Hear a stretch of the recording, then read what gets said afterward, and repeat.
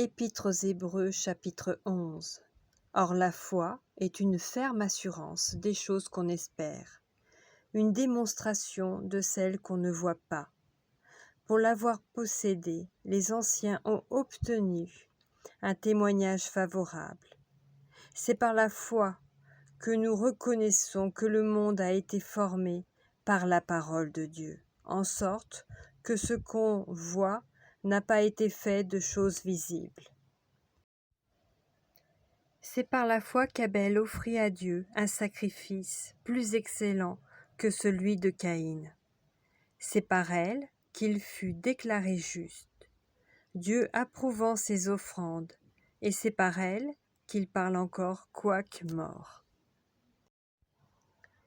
C'est par la foi qu'Hénoch fut enlevé pour qu'il ne vît point la mort, et qu'il ne parut plus parce que Dieu l'avait enlevé.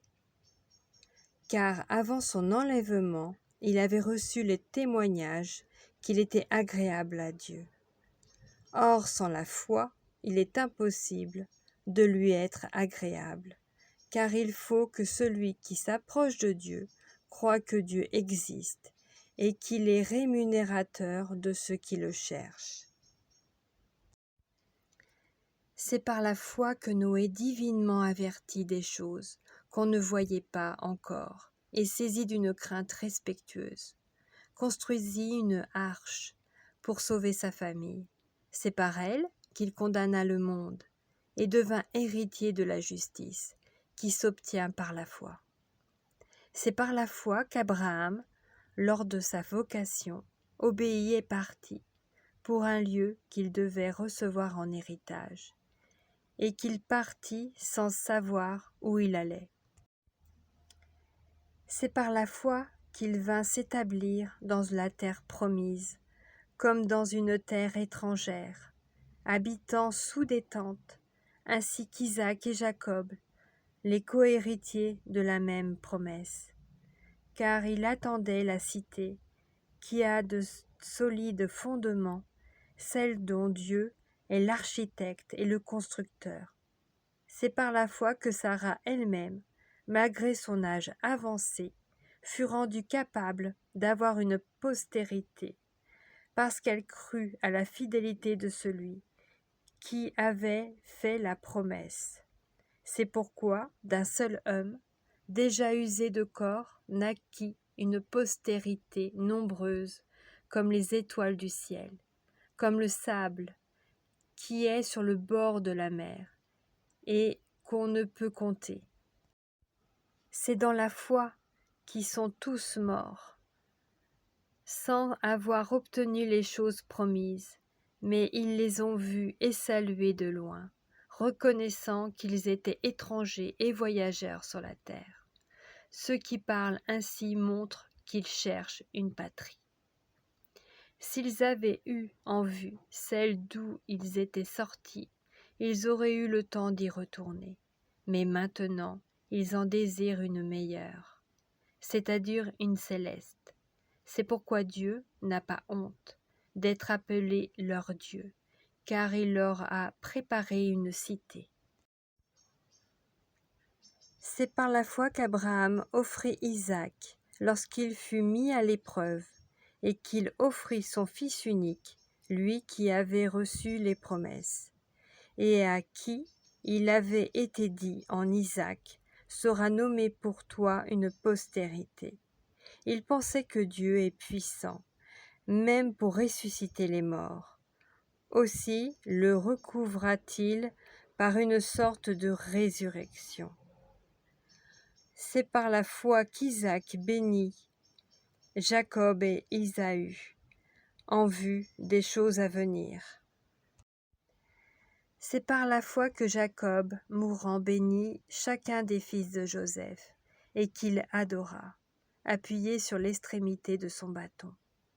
C'est par la foi que Joseph, mourant, fit mention de la sortie des fils d'Israël, et qu'il donna des ordres au sujet de ses os.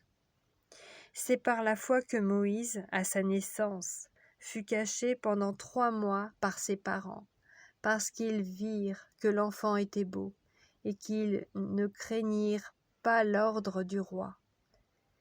C'est par la foi que Moïse, devenu grand, refusa d'être appelé fils de la fille de Pharaon, aimant mieux être maltraité avec le peuple de Dieu que d'avoir pour un temps la jouissance du péché, regardant l'opprobre de Christ comme une richesse plus grande que les trésors de l'Égypte, car il avait les yeux fixés sur la rémunération.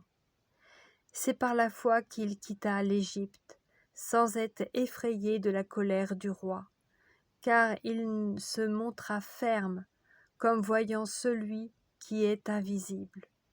C'est par la foi qu'il fit la Pâque et l'aspersion du sang, afin que l'exterminateur ne touchât pas au premier-né des Israélites. C'est par la foi qu'ils traversèrent la mer Rouge, comme un lieu sec, tandis que les Égyptiens, qui en firent la tentative, furent engloutis. C'est par la foi que les murailles de Jéricho tombèrent, après qu'on en fut fait le tour pendant 7 jours. C'est par la foi que Rahab, la prostituée, ne périt pas avec les rebelles, parce qu'elle avait reçu les espions avec bienveillance. Et que dirais-je encore ? Car le temps me manquerait pour parler de Gédéon, de Barak, de Samson, de Jephthé, de David, de Samuel et des prophètes, qui par la foi vainquirent des royaumes, exercèrent la justice, obtinrent des promesses, fermèrent la gueule des lions, éteignirent la puissance du feu, échappèrent aux tranchants de l'épée, guérirent de leurs maladies, furent vaillants à la guerre, mirent en fuite des armées étrangères. Des femmes recouvrèrent leur mort par la résurrection. D'autres furent livrés au tourment et n'acceptèrent point de délivrance, afin d'obtenir une meilleure résurrection. D'autres subirent les moqueries et le fouet, les chaînes et la prison. Ils furent lapidés, sciés, torturés. Ils moururent tués par l'épée.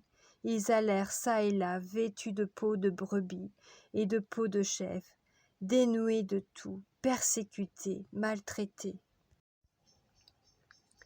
Eux dont le monde n'était pas digne, errant dans les déserts et les montagnes, dans les cavernes et les antres de la terre.